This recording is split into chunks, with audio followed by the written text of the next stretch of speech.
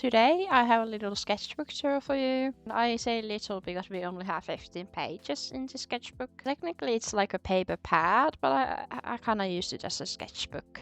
So this is a watercolor paper. It's 100% cellulose because I just prefer cellulose paper, to be honest. And this is 300 GSM. This was kind of like a mistake purchase. I bought this with the thought of like doing like watercolor landscapes, and I ended up doing none. There's not a single landscape in this sketchbook. And this is kind of an awkward shape. So like if you compare these two, you can tell this is a bit skinnier and longer than the standard A5. This is my sketchbook that I often use for my YouTube videos. So when I ended up not doing landscapes, I kind of struggled with the shape. I didn't want to waste it, so I just filled it up, regardless of the struggles. Yeah, let's get started. Here is when I was still delusional and I had the thought of this, like, I will do landscapes. Not my best work. I mean, it's kind of cute, but it's just a bird tree. Then we have something more up my alley. This is a very loose sketch. I think I went straight in with paint because I can't see any pencil sketches. This was a while ago because I abandoned this sketchbook because of the awkward shape. But I do like this. Sorry, I had to look it up, but this is a tufted duck in English. And next we have a few sketches of Goldie and Finches. Really like these birds. This is a turquoise variant, but more often they're sort of this color and usually the face is red. This is quite an ugly one, but I really like this one. This was actually a practice sketch for a larger painting I did. I never ended up finishing the painting. Maybe I'll come back to it. Then we have this little portrait type of thing. I really love the color red combined with birch trees. I think it's beautiful.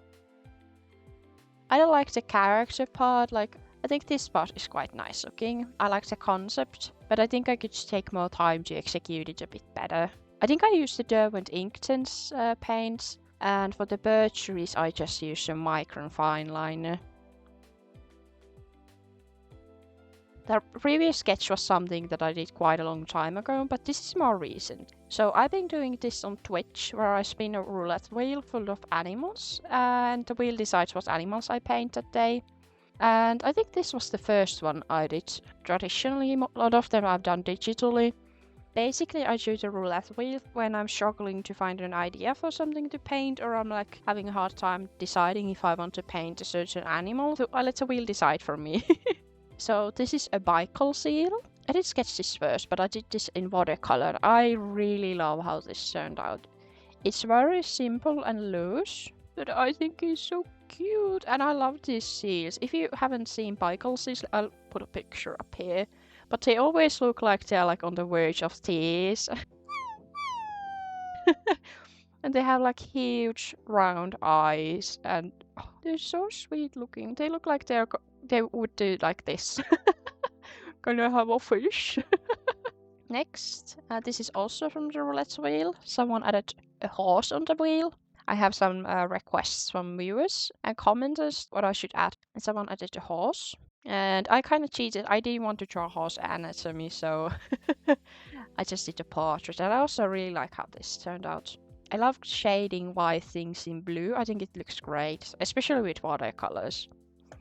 Then we have a hyacinth macaw. I did paint a lot of birds. I have taken a little break from painting parrots.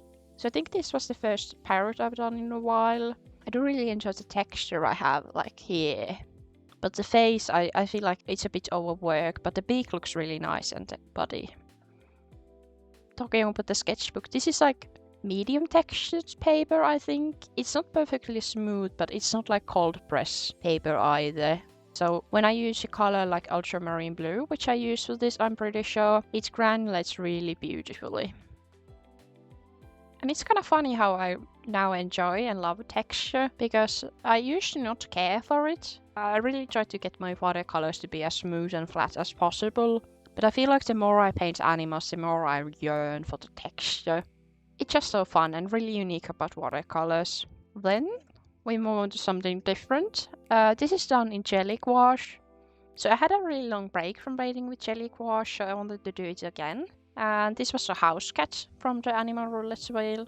And I'm not the biggest fan of this. I feel like the face looks a bit odd, but I really like how the tail turned out. It has great texture to it as well.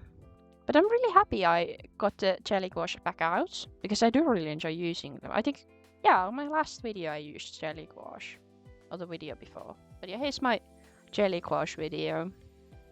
And, oh, this one I absolutely love. This is a kingfisher, also from the roulette wheel.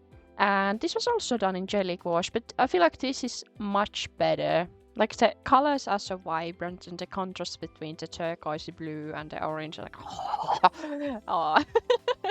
I'm really big fan of how this turned out. And like, I mean, it's a bird.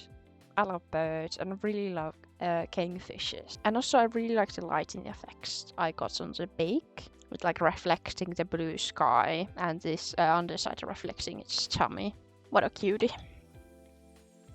Ooh, and then we have this one, and this is also one of the pieces that I'm really, really happy with. I really like this one. The previous seal I painted was a Baikal seal, but this is a grey seal. I actually saw a tutorial on how to do this sort of like sea texture, like sea pattern.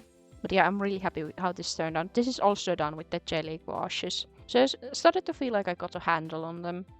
And next we have this bird, and we're back to watercolors. This was done with my Schmincke watercolor palette, and I do remember this because I ended up finishing this really quickly since I started filling this with the roulette animals. But this is a bird whose name I'm not even trying to pronounce. I'll just put it on the screen. But I really love the colors on this. Like, I really love this sort of like wine, sort of like brick red with like a indigo or like a Payne's grey. And this was suggested me by a friend. They really wanted to show me this cool bird, and it is indeed really cool. Don't know much about it, but I really love it.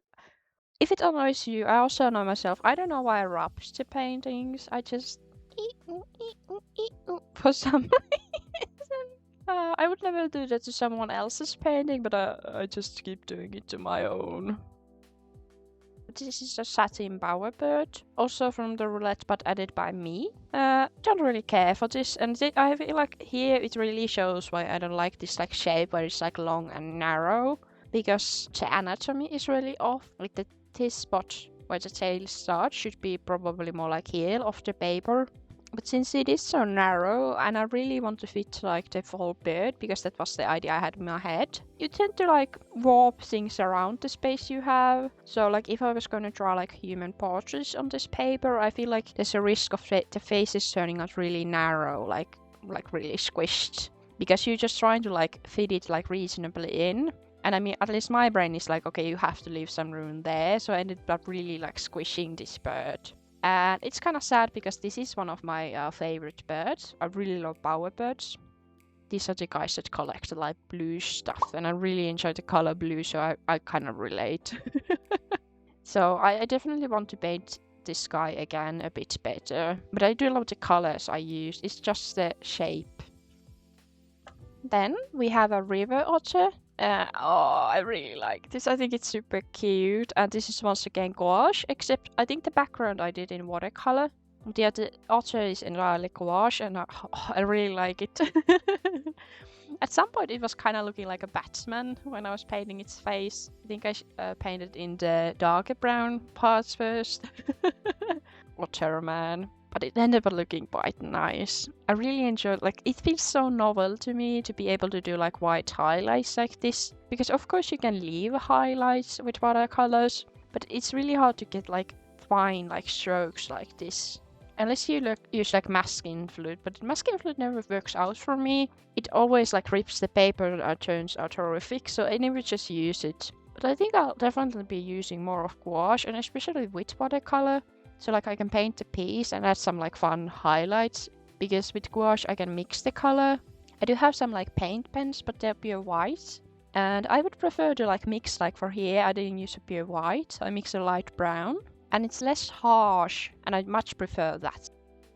Oh, here we have another bird. I love birds. Overall, I really like this piece because like the top part where I use this like beautiful red color really shows off the thing I like about watercolors, which is the transparency and how they layer.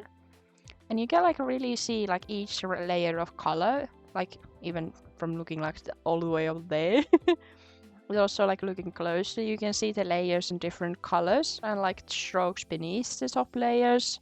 And I love that look, and I love how like glowy watercolor can look. It has certain like, yeah, a glow to it, like luminosity.